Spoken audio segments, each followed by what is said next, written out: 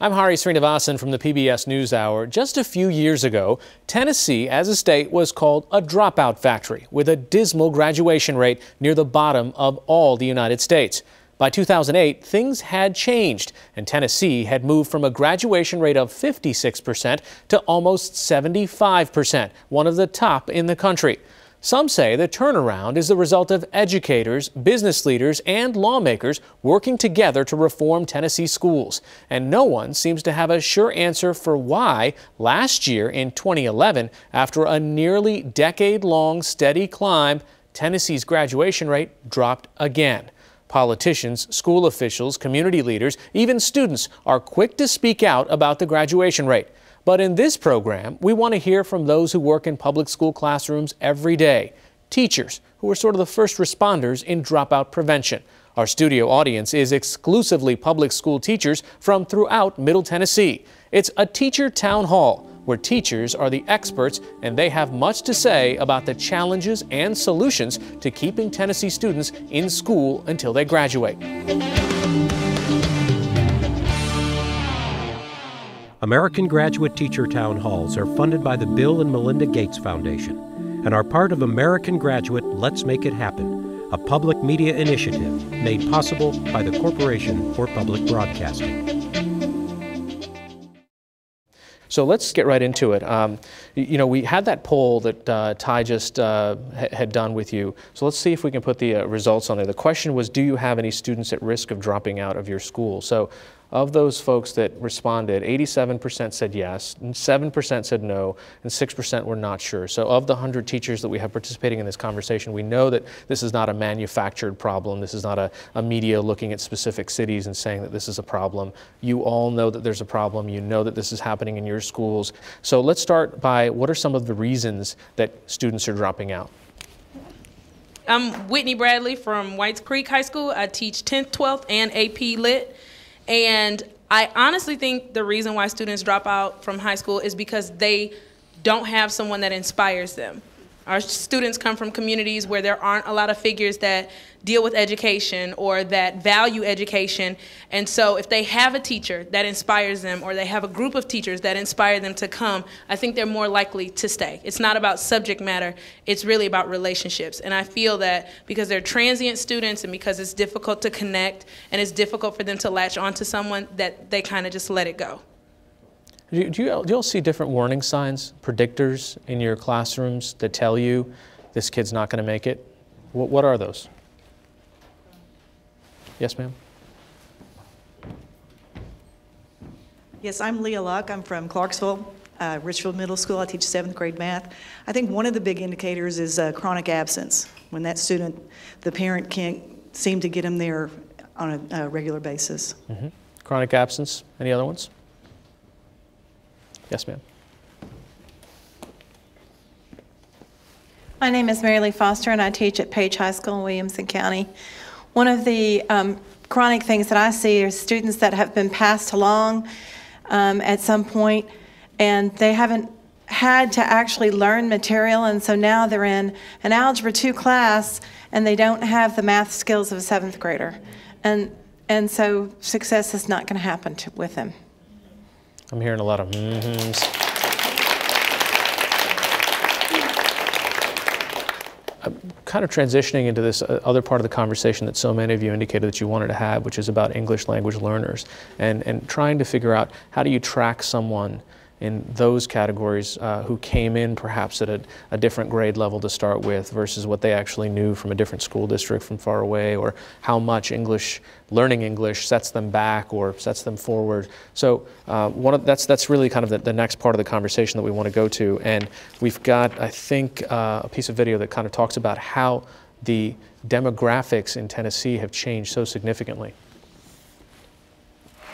The diploma that Bathashi Barr now holds doesn't look much different than those of other high school graduates, but her achievement does not count toward Nashville's graduation rate because of how those rates are calculated in Tennessee.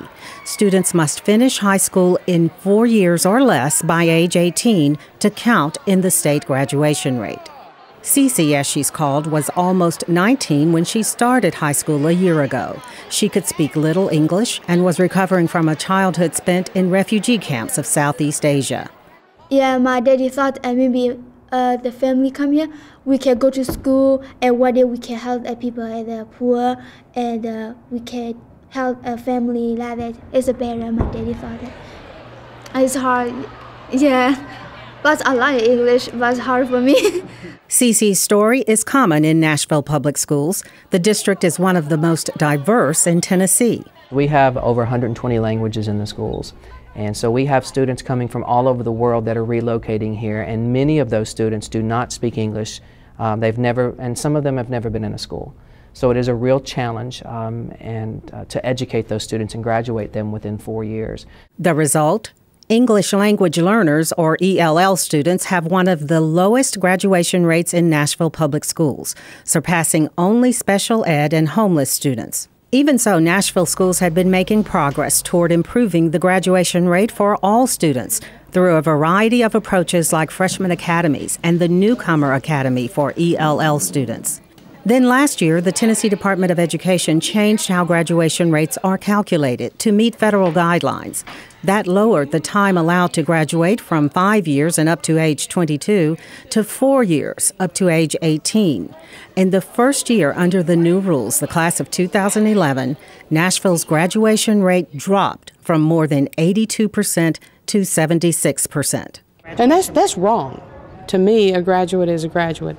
Elaine Farner, the principal at Cece's high school, is among educators frustrated by a process that discounts diplomas earned by ELL students and others with special needs just because they took a bit more time. They aren't in this country for 2 years, and they expect them to get through everything at the same rate as someone who's been born here, and that's just wrong. Ultimately, the debate over graduation rates doesn't matter much to Cece and her parents. Today, we don't know how to express our feelings. Our hearts are broken, our tears come out. We never thought that our child could go to graduation and get good grades, and so we are really excited for God's plan for our future in the United States.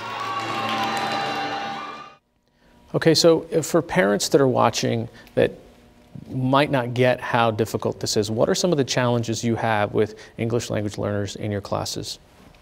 Yes, ma'am. My name is Sandy Hitt. I teach kindergarten in one of our most urban schools.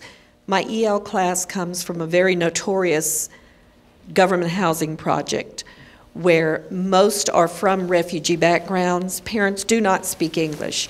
Therefore, when my children walk into my classroom, not only are they not yet socially ready to just jump into our culture, but they're from 2,000 to 5,000 words behind just in simple vocabulary in order to be successful.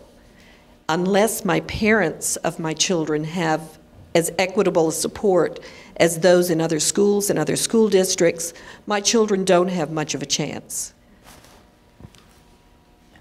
I teach at Smyrna High School, and Karen refugees from Burma and Thailand make up for about 70% of our population. ESL population, sorry. Not whole school. So that's, I think right now we have 49 Karen students, and the majority of them leave the refugee camp and come straight in as 9th graders. Wow. So for example, we got a new student named Pamani from Mela refugee camp 3 weeks ago. And he starts as a 9th grader even though he came in January. And so what does that do to a classroom? I'm sorry? What does that do to a classroom if someone just jumps in at grade 9 and starts in the middle of the year? How does that work? We're lucky at, the students are very lucky also to be at Smyrna High School because we have a lot of support. So we're able to offer currently 22 different ESL classes, and some of those are preparatory classes. So for example, Pamani is in my intro to science. So this next year he'll have to take biology and be on my test scores. So in reviewing last week, he indicated that he didn't know what a planet was. Mm-hmm. So not only in English or Karen, and he also speaks Thai, but he never learned that we're on a planet and there are other ones in a solar system. Mm. But he'll have to be able to understand the equation for photosynthesis by next May. Wow. So we've met those English. challenges in English. I don't know if we're meeting the challenges, but we're adapting to the influx of the new students by offering a variety of classes and not assuming that if a student is in 9th grade, that means that that student has had 8 years of prior education in a United States school. Because the majority of them have no schooling at all, and those that did attend school, it would be more like daycare. Wow. For what we call school. Yeah.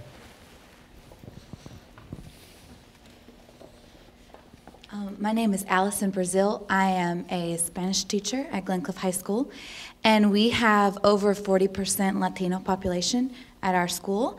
And so one of the key things that you must know when you're dealing with people that speak, that their first language is another language besides English, they have to be literate in their native language. There are literacy skills that you must know, and that's what he's speaking about. If you don't know the concept of a planet, that's a concept, that's not just a word. If you don't know the concept of a planet, then learning the word does nothing for you. So it's not, you have to be literate. So I teach Spanish to Spanish speakers. So we learn to read and write essays and learn to capitalize and put periods at the end of sentences in Spanish the entire time with hopes that those skills will transfer over into the English classes so that those students can be successful on an EOC, on an end of course exam, or something like that for the English teachers. How many languages are spoken at your school? The last count that I knew was 42. 42 different languages at my school. That was like a 2-year ago number, so.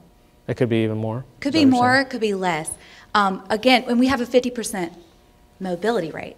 Also, what does that mean to somebody what's a 50% mobility rate? A 50% mobility rate means that 50% of the kids we start with at the beginning of the year, we don't finish with those kids. So my classes, my turnover rate, I see beautiful children that come to me at the beginning of the year, and 50% of those kids don't finish with me at the end of the year. Do they finish in your school, or are you saying they just move? They just move.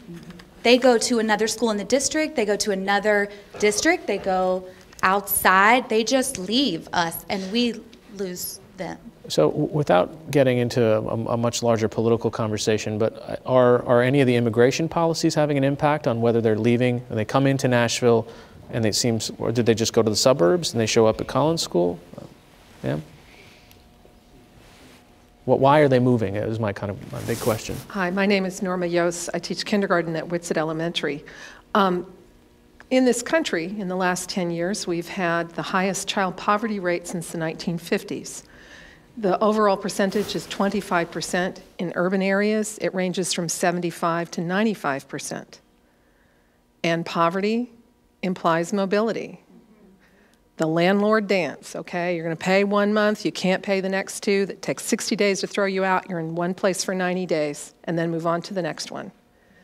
It's the reality of poverty.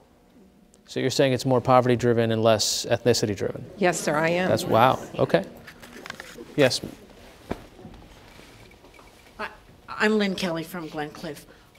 What we see sometimes, especially with the junior and senior girls, is because the DREAM Act hasn't passed, I can't get a job, I can't go to college, I can't borrow any money, I can't do anything. So, you know, I might as well get pregnant and quit because that's all there is for me, is to be a mother. Wow. Wow. Yeah. Ma'am? Hi, my name is Tracy Newman, and I'm at Cambridge High School. And I was going to say, when you were talking about indicators for dropout, that ELL has a lot to do with it. One, we have Spanish translators, but we usually do not have translators for Kurdish kids and kids who speak other languages. So as a result, those kids sometimes, not only because of language, because of culture, where culture says, it's better for you if you're a male to get a job and help take care of your family than to focus on your homework that night. We have these different issues that come along with kids who have does not speak English as a first language.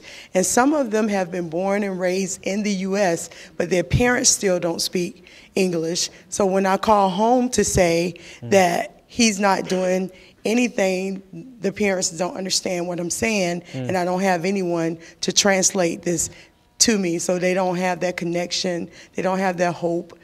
As long as they're taking care of their family, then that's all that's important. I mean, I might be missing something here, but I don't get it. If you don't understand Kurdish and there's no one else that speaks Kurdish, how are you getting through to these kids at all? I mean, what are they doing in your classrooms? Hi, I'm Leanne Bauer. I teach at Paragon Mills Elementary School, and I'm a first grade EL integrated teacher. I say integrated because this year Metro has integrated the classrooms with both EL and native English speakers, which is another whole set of issues. But to answer your question, that's where we're EL teachers, and we've gone out and gotten the extra education to be able to use proven techniques and all to teach our children who come to us not knowing any English. They're in a pre-production stage, and it takes a longer time. Where, for instance, we haven't talked about testing and all, but for instance, an EL child is given time and a half on the TCAP test in the 3rd and 4th grade level. And frankly, spell TCAP out. I'm sorry, Tennessee Comprehensive Assessment Program. Okay. Thank Well, you. this I'm is- this is first an grade, audience so that I will don't help do you. TCAP testing. But my point is, if they're given time and a half on that testing, it takes that long in the classroom, additional time to teach these children who are learning English for the first time, or even as the lady just addressed, many of my children are born here. Their parents are the ones that are not speaking English, and they're kind of caught in limbo because by the time they get to me, they've had 1 year in kindergarten. Their English comes from TV, radio, and it's not the English that we want them to learn to be able to succeed in school. But to answer your question, there are techniques and all that we need to teach, and I'm just going to jump into the integrated classroom. Because we've gone to integrated classrooms, we have a lot of former general education teachers who haven't been taught these techniques, but they've been allowed to just pass the test or take a few limited college classes, and now they're considered EL teachers. And it'll be interesting to see what the data shows about those students in the next few years. So just to back up a step, when you say integrated classroom, what was the state before, what is the state now? This is my 5th year to teach. I'm a second career teacher, and so 5 years ago when I became an EL teacher, I only had EL children. Okay. And it was considered a sheltered classroom where my whole day was spent teaching children how to speak English. Got it. Now I have half or more of a classroom that are children learning English and half of a classroom with children who were born and raised, they're called native English speakers. They don't need EL services. Sure. And next year I will also have exceptional ed children, children who have special needs or learning disabilities or other issues. Okay. So it's just going to make for an interesting mix. So when you say sheltered, they are sort of segregated as one population? Yes. Got it. Yes, ma'am. Hi, my name's Jennifer Cox. I teach up in Sumner County, which is north of Davidson County, and I'm an EL teacher, K-5. We have a smaller EL population there, so we do a pull-out program, and I work with my students for an hour a day. And my job, as I see it, is to teach them how to read, because if I can't get these little guys to be reading well by 3rd grade, I see them in 5th grade, they're almost ready to go, and then they hit middle school, and you know what happens in middle school. It's just a very, very different, unsheltered environment. So how different are the challenges in an urban school versus a rural school? We've got a mix of teachers here, and your side of the room is lagging on comments, so step it up. I don't think it matters if you're from rural or metro. Kids are kids. They're all the same.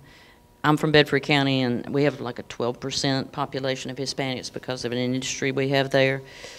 These children come straight from Mexico. They've had no schooling, or they have come in at an early age and they're just grappling with the language. We have one interpreter who works. For how many kids? Well, let's see. There's about 8,000 kids in Bedford County. I'm sorry, you have one interpreter that speaks Spanish? Yes. For 8,000 students? Our great influx right now is from Guatemala, and they speak a language, I think it's called Chuy, and so this has just all of a sudden hit us. So we're teaching those children to speak Spanish so that they can learn to speak English. And we're just grappling with this. But everybody's the same. We're expecting every child to fit that same mold that the State Department had asked us to fit them in.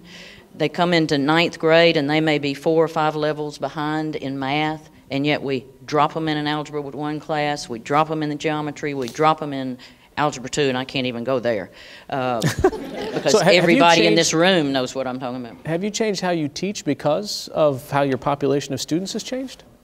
We've had to change how we're teaching. And when What do you a throw child out? takes chemistry and they can't do algebra, I hate to tell you, but it becomes boiling water chemistry. It's not true chemistry. So we're adapting how we teach these children, and the sad thing is some of our expectations. But the population I truly worry about are our intelligent children who What's the are consequence? suffering. Well, I'm sorry, you all start to nod and acknowledge that. Yes, ma'am. My name's Deanna Elwell. I teach visual art at Wilson Central High School, and that brought up what I was thinking about earlier. On one of my blocks, I have 34 students. I have the valedictorian, and then I have an ELL student that's a 9th grader. I have 7 other students with IEPs. I have a CDC kid. IEP is short of the DOD. This is it. Yeah. Look, this is all right. It's a Individualized education plan.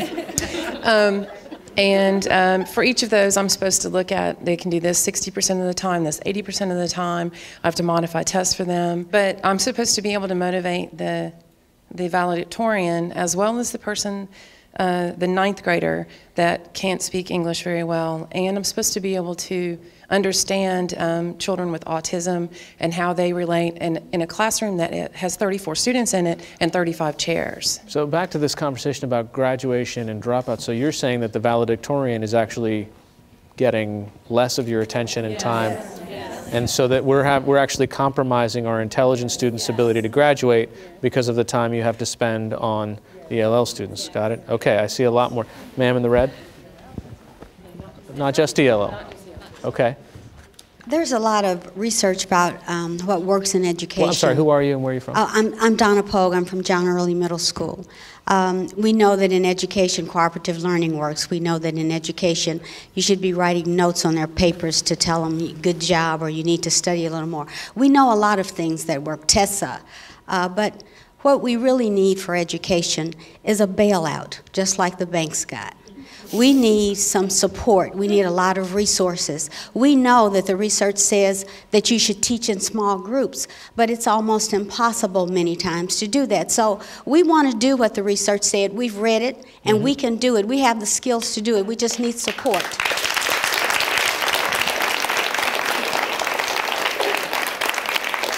I saw a lot of hands up there on this side too. Just, yes, ma'am? You should just give me one of those mics. I'll run. I'm Sandra Cook, and I teach gifted students for Dixon County, of which there's 2 of us for all the gifted students. And one of the hardest... How big is your county? Dixon County, which is west of Nashville. No, I'm sorry. How many students are in your county when you say there's only 2 gifted student teachers? Well, it's 7 schools, so that gives you an idea. And one of our hardest things is getting the information to other teachers that these kids already know what you're teaching because you're teaching to the middle or lower group.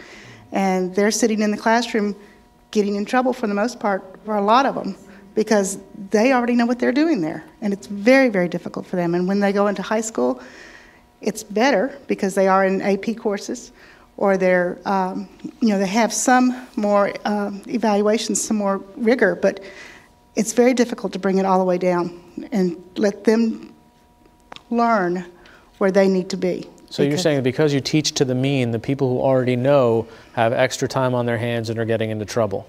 Yes. Instead of focusing on, and they're not challenged, basically. They're not challenged. And these are your leaders for the next generation. Wow. My name is Anna Bryant, and I'm an Algebra 2 teacher at Cambridge High School. And what I do for my students who come in at very low grade levels, I'll put the 7th grade problem out on the worksheet. I'll say this is 7th grade. Then we bump it up to the 8th grade standard, the 9th grade standard. We take it to Algebra 1 and Algebra 2, so that at every level of the worksheet, my students know exactly where they are. What have I mastered today? Did I get through the 8th grade part, or did I get to the Algebra 1 part? Or for my gifted students who can take it all the way to Algebra 2 and beyond, that way everybody sort of knows where they are and where they need to be. Wow. I'm Laura Briggs. I teach foreign language and ELL at the Academy at Hickory Hollow, and we do deal with dropouts. We have a large ELL population.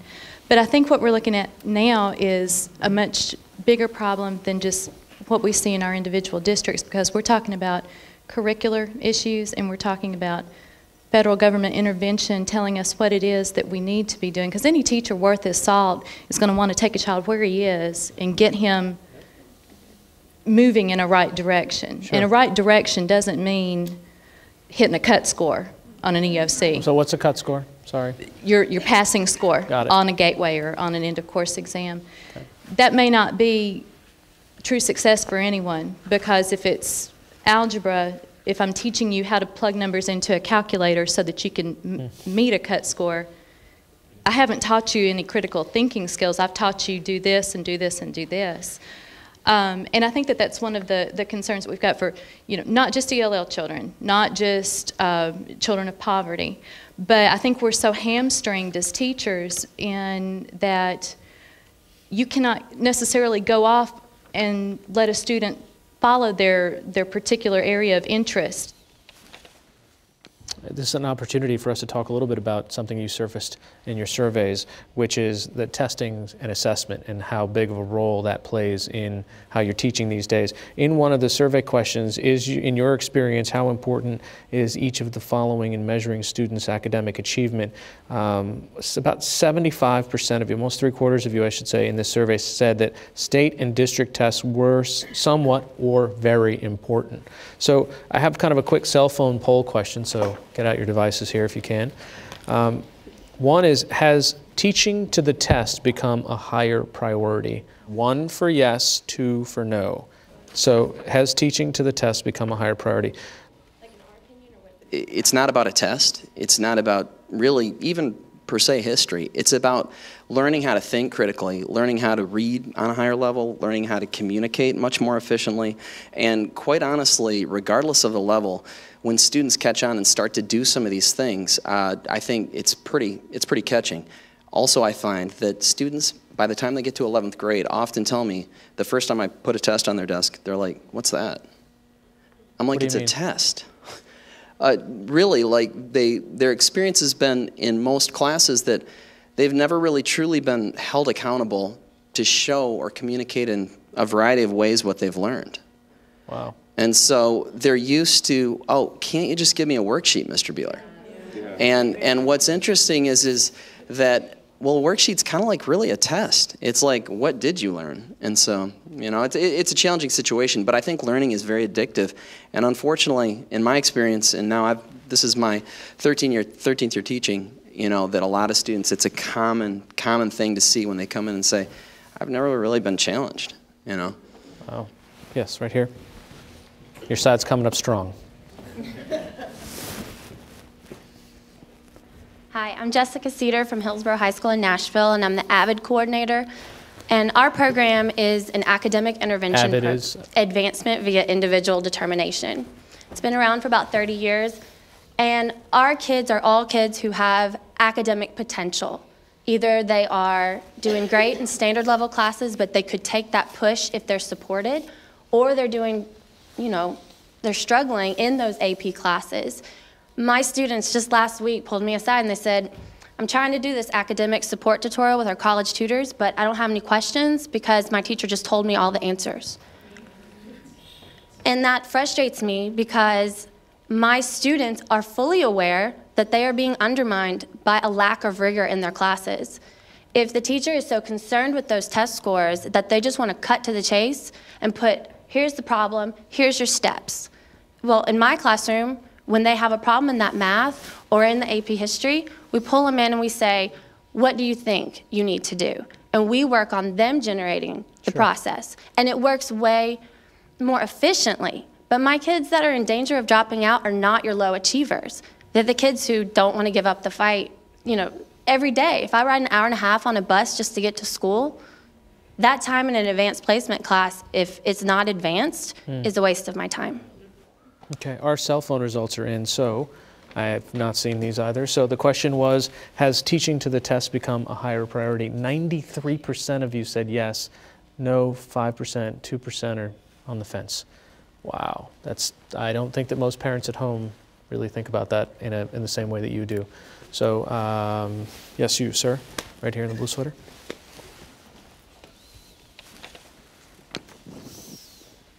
I'm Seth Swihart from Hillsborough High School, and just in response to those poll results, there's not necessarily anything bad with teaching to the test if it's a good test. And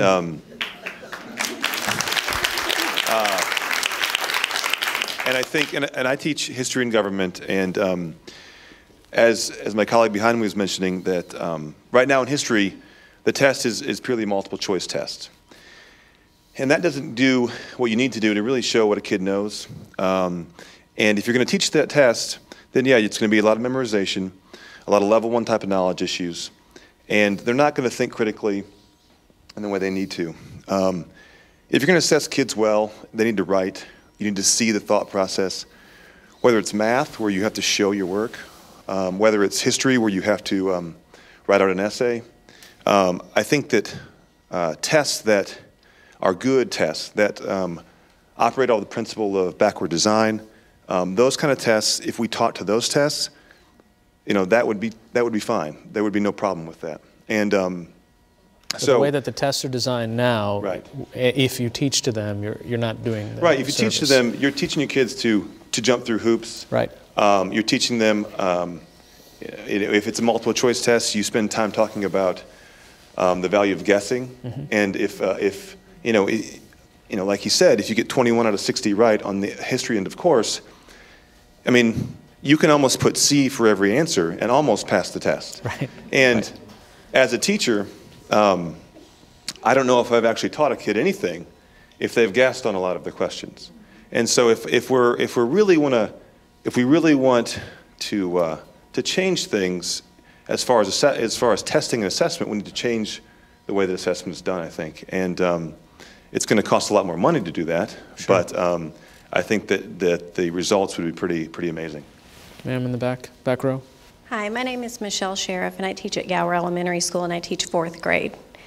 The way the new evaluation system is set up, we are the only grade level in our entire building. We have about 60 staff members who have AYP scores, annual yearly progress. AYP.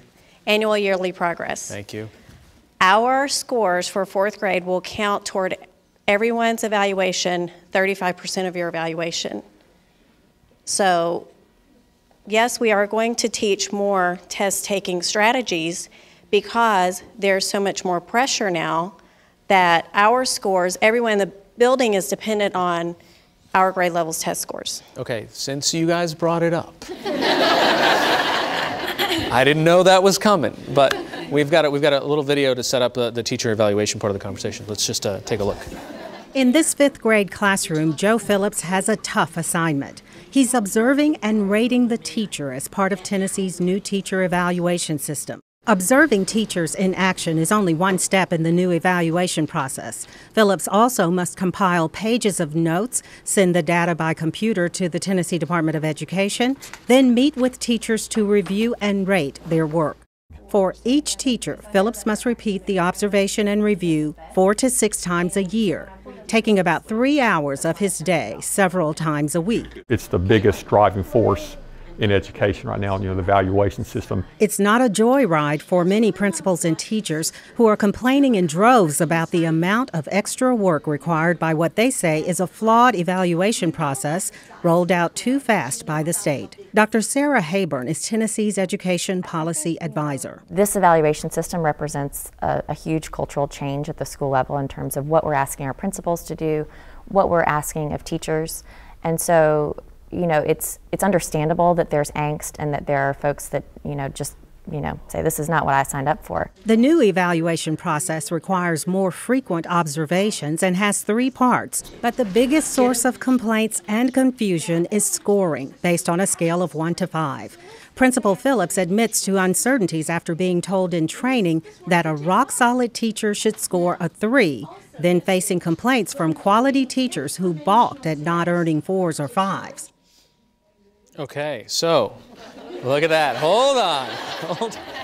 All right, so this was the chair throwing part that I just wanted to just calm it down. We're all friends here. So quick cell poll that we'll do while we do this conversation is, I'm assuming that many of you have been scored. So if you haven't been scored, so was your score under the new evaluation system an accurate reflection of your performance? 1 for yes, 2 for no. Okay, now we'll get back to those hands. My name is Amber Walker. I teach at Hillwood High School, U.S. History. My big problem is I'm one of those perfectionist people. I'm always striving to get better. I'm doing things for my kids. And when they rolled out the new evaluation system this year, they said, well, the highest that you can get is a 5, but don't worry, nobody gets a 5 because a 5 is unattainable. It's almost like telling our students, you should strive for an A, but you know what, you're not going to get it. So when you don't, you should be happy with a B or a C. That's my big issue. Yes, sir. Hold on, she's coming that way. My name is Jordan Tupper. I teach at Pearl Cone Entertainment Magnet High School. It's the long name, yeah. What did you say, Entertainment Magnet? We are an Entertainment Magnet High School. Okay. The big thing for me is that, like many of my colleagues at the school, we were all kind of basically given 3. We're all pretty good, rock-solid teachers, as we were told. We were also told that Jesus wouldn't get a 5. We were told that, and then we find out, because everybody knows everybody, we find out that, Murfreesboro City Schools, half of the teachers got 5s. I didn't know Jesus lived in Murfreesboro.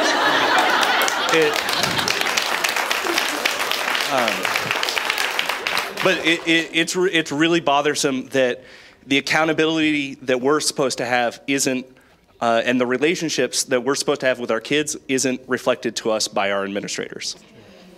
Put this in perspective for some parents. Why does how you are evaluated in a classroom, and how does that impact whether kids stay in school or not? Because this is clearly very important to all of you, and so are all the students that you have. Yes, ma'am.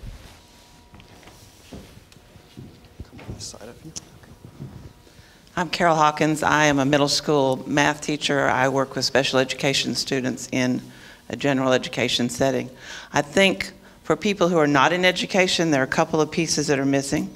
Number one, if we're talking about scores being used to evaluate teachers, if you took a poll in this room, you would probably find that 30 to 40% of teachers don't have test scores that are actually attributed to them.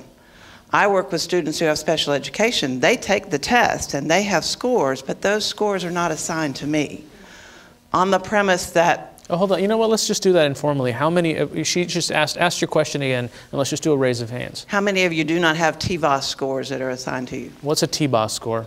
That's my question. Tennessee Value Added Assessment System. System. Right. Okay, so those are those scores that are tracking the effectiveness of that teacher. Because they're primary teachers, because they're foreign language teachers, because they're in a class that doesn't have those, they're having to then go on the scores that are applied to their school. Well, I'm lucky. I'm in a high-performing school. So if my school does well, then I'm going to have high scores too. My students are making gains, and if somebody ever bothered to track the gains of my special education students and assign them to me, I would hope they would find that there is some effectiveness, but nobody's tracking that. And also back to the teaching, to the test part, it's not that we're not teaching the same standards. Everybody's teaching the same standards. It's that we're trying to take that learning and apply it to a multiple choice test. And once they leave school, they're no longer taking multiple choice tests. So I'm taking an algebra concept and putting it into a format that a student can recognize. Or this gentleman's taking an advanced history correlation and applying it to one question so that the students can recognize the answer. So there's just a lot of interference with education because somebody's trying to quantify what we do. And what we do is not something that can be quantified. Right next to her.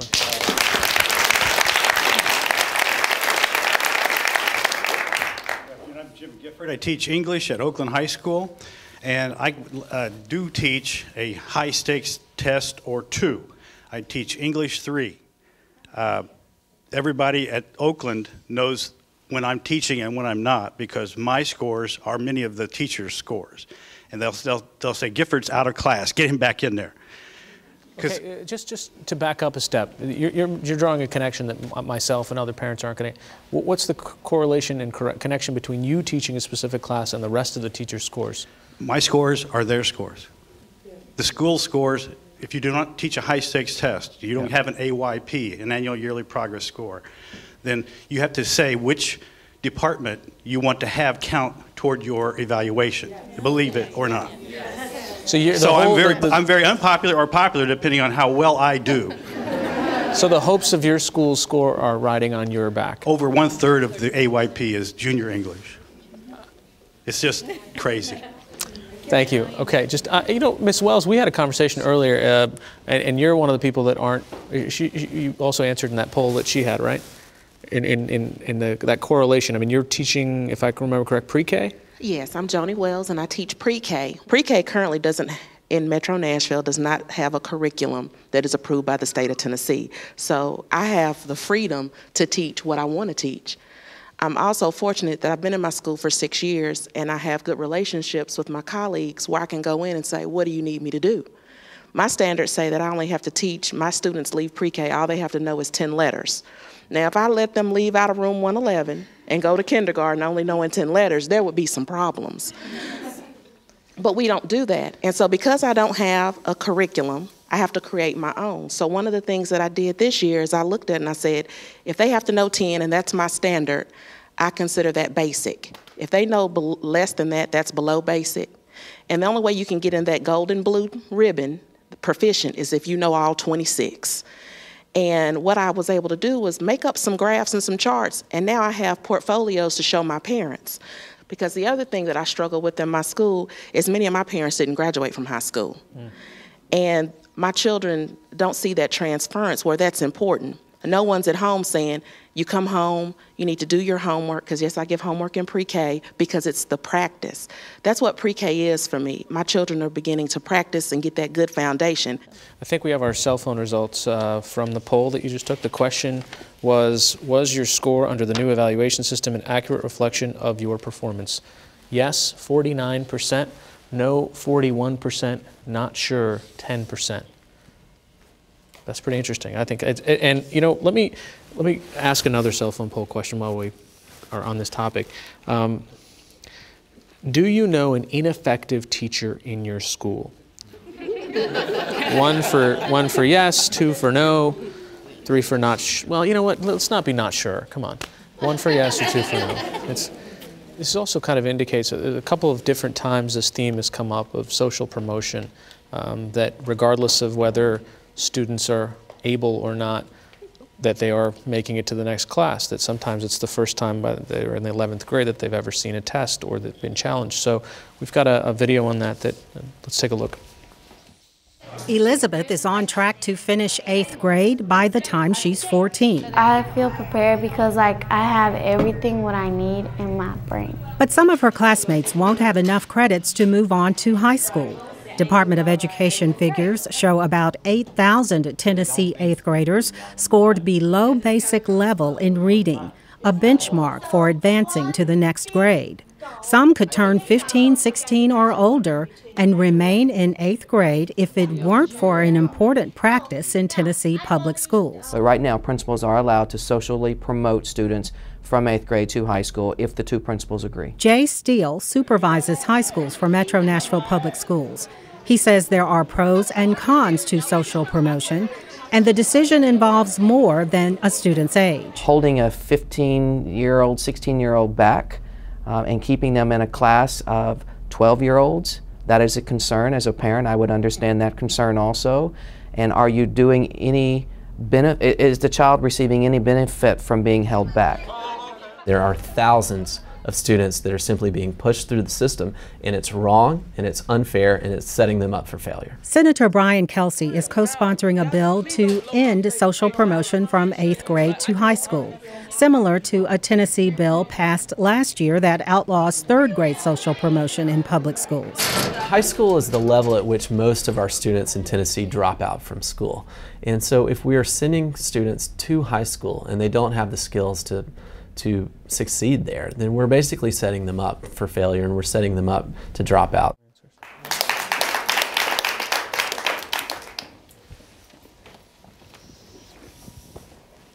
My question to the senator and other politicians, I'm Greta Williams Hopper, Apollo Middle School, Reading and Language Arts, would be if you want to keep the children where they are, which is a core value that I agree with, by the way, what money are you going to invest in remediation and services to help those children get where they need to be?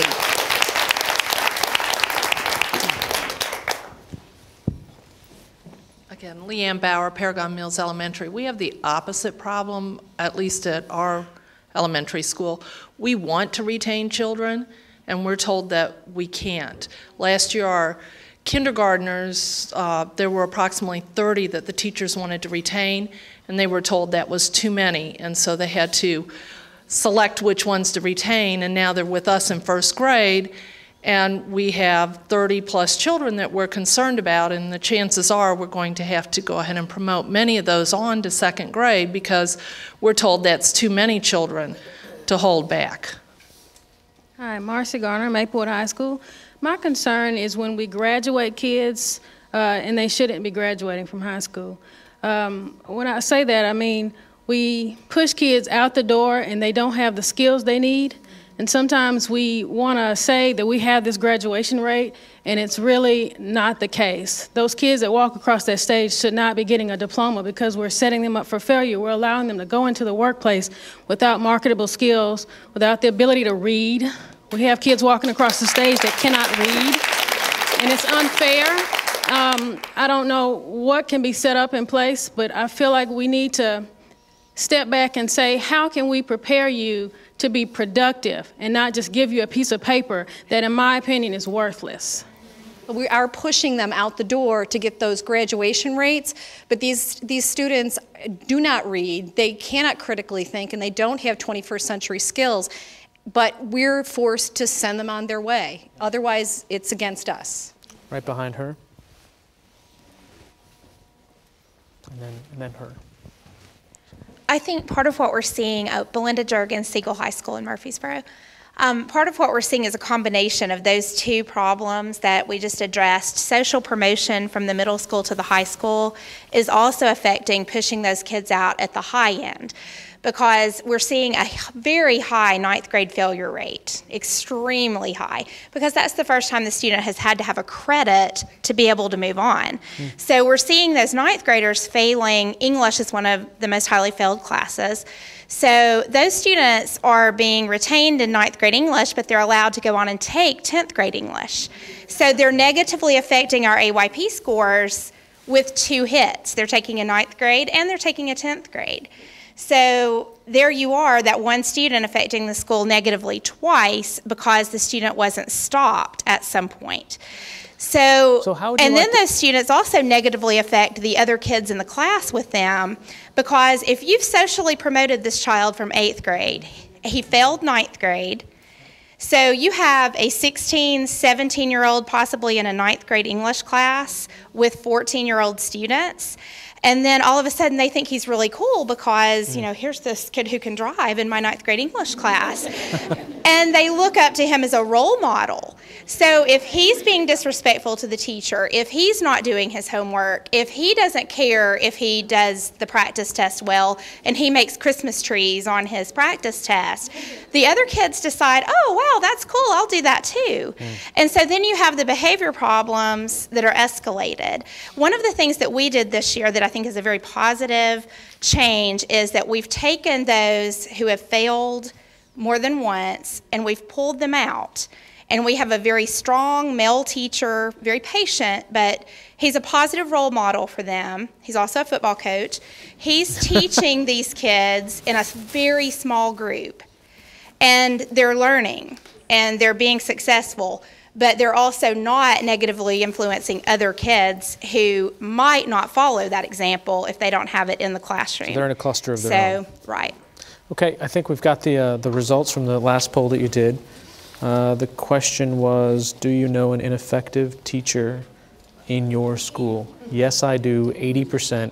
No, I do not, 20%. The 20% of you, I think, perhaps are in the luckiest bunch, if this poll is any indication. So I think we kind of want to try to figure out if we can shift the conversation to what is working and what. So, you know, this sort of a solutions portion of the conversation. I've heard a couple of interesting ideas, one from this teacher and that teacher as well. But if there was, what is working in your school to keep kids in there, effective, engaged, as well as graduating in a positive way, not just going across the stage when they don't know how to read.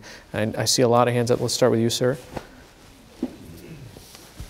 Adam Taylor from Overton High School, along with these three lovely ladies here. The important thing that you asked there is engagement. The answer in student education is engagement. A lot of these things we can't change, unfortunately. But if you can engage your students in interesting lessons, that will make the difference. Just because a kid sleeps through my boring class doesn't mean they're going to be a menace to society. It means we're not engaging them. We need to engage the students. And I don't know, technology is one way, but it's not the only way. Okay. And so that's my thought. Right here. Hi, my name is Stephanie Hathcox. I'm at J.E. Moss Elementary in Antioch. We have coaches. Our coaches are an excellent resource. If anybody has coaches, please use them. We have an EL coach, we have 3 literacy coaches, and we have a math coach. And when you don't know... You mean for the teachers or for the students? Made for the teachers. Okay. And they help the students. Because if there's something, for instance, it's my first year in 4th grade. I've never taught division, but my math coach is there with me 100%. And she's given me the aid, she's given me stuff for the higher level students, she's given me stuff for the lower level students for the differentiation. And without her help and the help of the backing of our administration, it would be a very difficult thing. I wouldn't know how to get them engaged. So if you have coaches, coaches definitely a good way to do the differentiation. Yes, ma'am.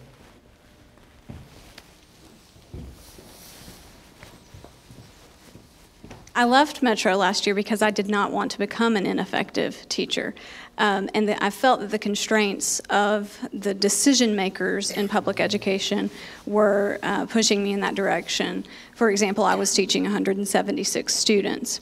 And if everyone from Governor Haslam to the leaders in our local district will say to you that the research shows that class size doesn't matter, and yet everyone with common sense knows that class size does matter, and more importantly, perhaps than class size, is the overall student-teacher ratio, because I can make my lessons much more relevant. I can give greater feedback and more focused feedback. I can have stronger relationships with those students if I'm teaching fewer of them. And so I think that one of the things that would really work is for public schools to realize that their greatest asset is in this room, these teachers, and if they poured more money into supporting them in the ways that mattered, for example, hiring more teachers and lowering class sizes, that we could have a much greater impact on these students. My private school class, my largest class in private school is 18. Most of them are 14 to 15. And as I said, when I left public school, they were all at 35. There's just a huge difference. Amber Walker from Hillwood High School. Kaylee Willingham and I sitting next to me. We both are a part of the Business Hospitality Academy at Hillwood High School. And I really, really am a huge supporter of the academies just because... What does Business Hospitality Academy mean? What is that? Okay. Well, we have several business partners out in the community. We work with the Belmead Plantation, Hutton Hotel, Event Logistics. And really what it does is it gives us a way or an outlet to make the knowledge that our students are getting relevant to them. Do you want to be an accountant? Do you want to go into some sort of hospitality? We've got a restaurant inside our school where our students can go and they cook lunch for us twice a week for our Culinary 3 kids. I think along with making the knowledge relevant to them, that's what really carries a lot of our kids through. That and the support and intervention that a small learning community gives you with having that common planning. And I'm really having a hard time with so-and-so because they're doing this in my class. And then one teacher speaks up and they're like, hey, I have a really good relationship with that student. Let me talk to them.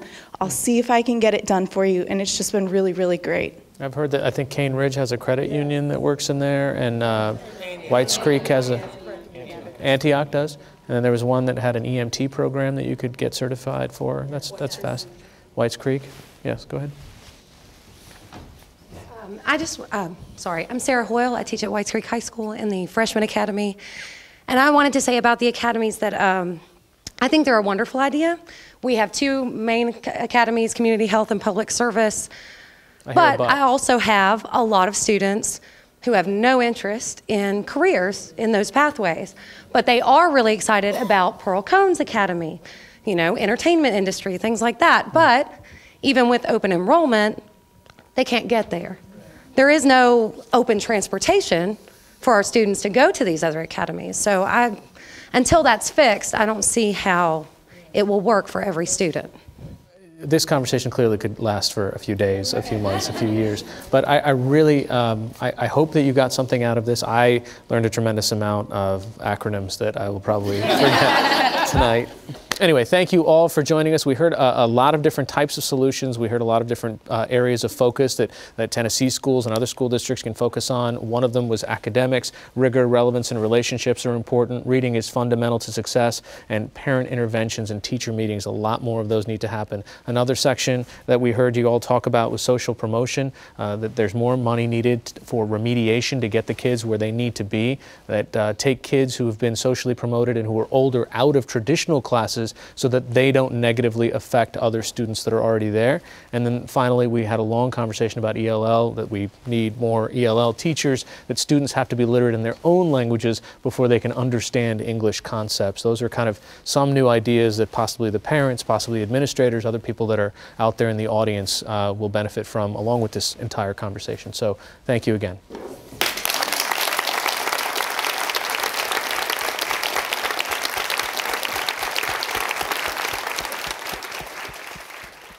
You can learn more about education in Middle Tennessee by following LaTanya Turner's reports on air and on the web at WNPT.org/NPT reports. We want to hear your thoughts. Email us at tv8@WNPT.org or call our viewer comment line at 615-259-9326. Thank you to our studio audience of teachers for participating, and thank you for watching.